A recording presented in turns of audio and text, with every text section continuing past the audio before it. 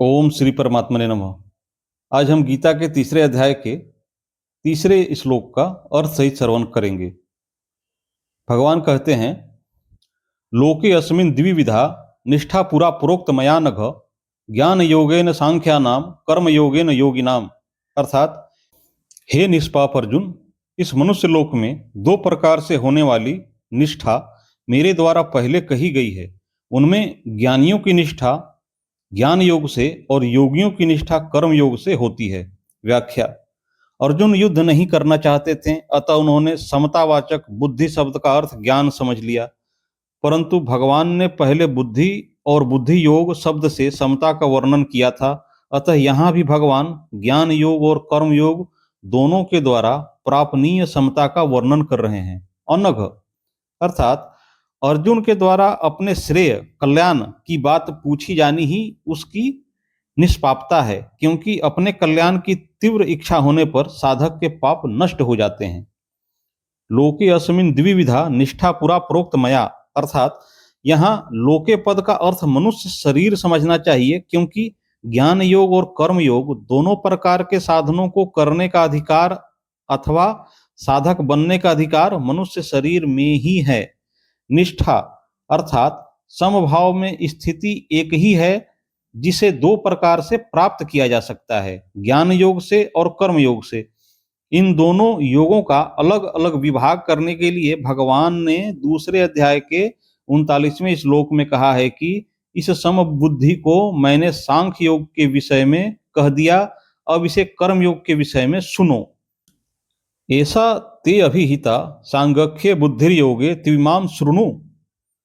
अर्थात पूरा पद का अर्थ अनादिकाल भी होता है और अभी से कुछ पहले भी होता है। यहाँ इस पद का अर्थ है अभी से कुछ पहले, अर्थात पिछला अध्याय, जिस पर अर्जुन की शंका है। यद्यपि दोनों निष्ठाएं पिछले अध्याय में अलग अलग कही जा चुकी हैं, तथापि किसी भी निष्ठा में कर्म त्याग की बात नहीं कही गई है। मार्मिक बात, भगवान ने दो निष्ठाएं बताई हैं, सांख्य निष्ठा ज्ञान योग और योग निष्ठा कर्म योग। जैसे लोक में दो तरह की निष्ठाएं हैं, ऐसे ही लोक में दो तरह के पुरुष हैं। वे हैं क्षर अर्थात नाशवान संसार और अक्षर अर्थात अविनाशी स्वरूप।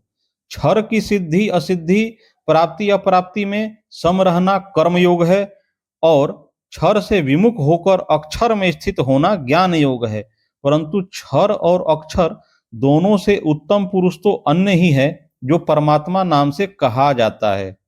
वह परमात्मा क्षर से तो अतीत है और अक्षर से उत्तम है, अतः शास्त्र और वेद में वह पुरुषोत्तम नाम से प्रसिद्ध है। ऐसे परमात्मा के सर्वथा सर्वभाव से शरण हो जाना भगवान निष्ठा अर्थात भक्ति योग है।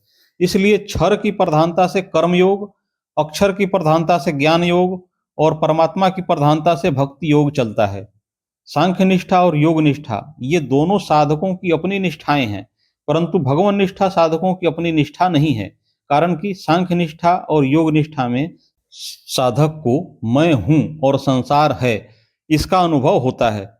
अतः ज्ञान योगी संसार से संबंध विच्छेद करके अपने स्वरूप में स्थित होता है और कर्मयोगी संसार की वस्तु शरीर आदि को संसार की ही सेवा में लगाकर संसार से संबंध विच्छेद करता है। परंतु भगवान निष्ठा में साधक को पहले भगवान है इसका अनुभव नहीं होता, पर उसका विश्वास होता है कि स्वरूप और संसार इन दोनों से भी विलक्षण कोई तत्व भगवान हैं। अतः वह श्रद्धा विश्वास पूर्वक भगवान को मानकर अपने आप को भगवान के समर्पित कर देता है। इसलिए सांख्य निष्ठा और योग निष्ठा में तो जानना अर्थात विवेक मुख्य है और भगवान निष्ठा में मानना अर्थात श्रद्धा विश्वास मुख्य है। जानना और मानना दोनों में कोई फर्क नहीं है। जैसे जानना संदेह रहित दृढ़ होता है, ऐसे ही मानना संदेह रहित होता है। मानी हुई बात में विचार की संभावना नहीं रहती। जैसे अमुक मेरी माँ है, यह केवल माना हुआ है, पर इस माने हुए में कभी संदेह नहीं होता, कभी जिज्ञासा नहीं होती, कभी विचार नहीं करना पड़ता। इसलिए गीता में भक्ति योग के प्रकरण में जहाँ जानने की बात आई है, उसको मानने के अर्थ में ही लेना चाहिए। इसी तरह ज्ञान योग और कर्म योग के प्रकरण में जहां मानने की बात आई है, उसको जानने के अर्थ में ही लेना चाहिए। सांख्य निष्ठा और योग निष्ठा तो साधन साध्य हैं और साधक पर निर्भर हैं, पर भगवान निष्ठा साधन साध्य नहीं है। भगवान निष्ठा में साधक भगवान और उनकी कृपा पर निर्भर रहता है। भगवान निष्ठा का वर्णन गीता में जगह जगह आया है। जैसे इसी अध्याय में पहले 2 निष्ठाओं का वर्णन करके फिर 30वें श्लोक में भक्ति का वर्णन किया गया है। 5वें अध्याय में भी 2 निष्ठाओं का वर्णन करके 10वें श्लोक में और अंत में भक्ति का वर्णन किया गया है इत्यादि। ज्ञान योगेन सांख्या नाम, अर्थात प्रकृति से उत्पन्न संपूर्ण गुण ही गुणों में बरत रहे हैं।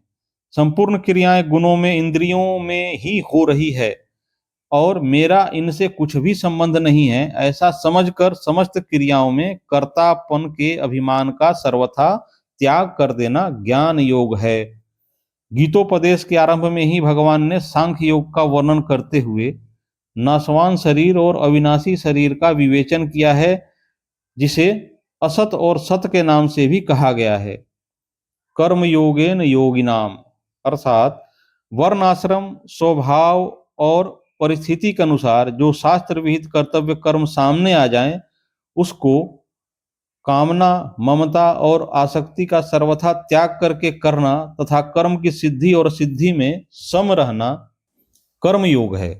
भगवान ने कर्मयोग का वर्णन दूसरे अध्याय के 47वें और 48वें श्लोक में मुख्य रूप से किया है।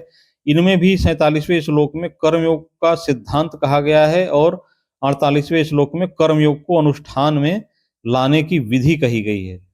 परिशिष्ट भाव, कर्मयोग और ज्ञान योग ये दोनों ही निष्ठाएं लोक में होने के कारण लौकिक हैं। कर्मयोग में क्षर अर्थात संसार की प्रधानता है और ज्ञान योग में अक्षर अर्थात जीवात्मा की प्रधानता है। क्षर और अक्षर भी लोक में ही हैं, अतः कर्मयोग और ज्ञान योग दोनों ही लौकिक निष्ठाएं हैं। जीव और जगत को मुख्यता देने से ही ये 2 निष्ठाएं हुई हैं। अगर जीव और जगत को मुख्यता न देकर केवल परमात्मा को ही मुख्यता दे दें तो 2 निष्ठाएं नहीं होंगी, प्रत्युत केवल अलौकिक भगवान निष्ठा अर्थात भक्ति होगी। लौकिक निष्ठा कर्म योग ज्ञान योग में साधक का अपना उद्योग मुख्य होता है, वह साधन में अपना पुरुषार्थ मानता है, परंतु जब साधक भगवान का आश्रय लेकर साधन करता है, अपना उद्योग मुख्य नहीं मानता, तब उसकी निष्ठा अलौकिक होती है। कारण कि भगवान का संबंध होने से सब अलौकिक हो जाता है। जब तक भगवान का संबंध नहीं होता तब तक सब लौकिक ही होता है। किसी को बुरा ना समझें, किसी का बुरा ना चाहें और किसी का बुरा ना करें तो कर्मयोग आरंभ हो जाता है। मेरा कुछ नहीं है, मेरे को कुछ नहीं चाहिए, मेरे को अपने लिए कुछ नहीं करना है, इस सत्य को स्वीकार कर लें तो ज्ञान योग आरंभ हो जाता है। नारायण नारायण नारायण। अगली वीडियो में हम गीता के 3रे अध्याय के क्रमशः श्लोकों का अर्थ सहित श्रवण करेंगे। कृपया इस चैनल को सब्सक्राइब कर ले ताकि कोई भी वीडियो मिस ना हो, और यदि वीडियो अच्छी लगी हो तो लाइक करना ना भूलें। जय श्री कृष्ण।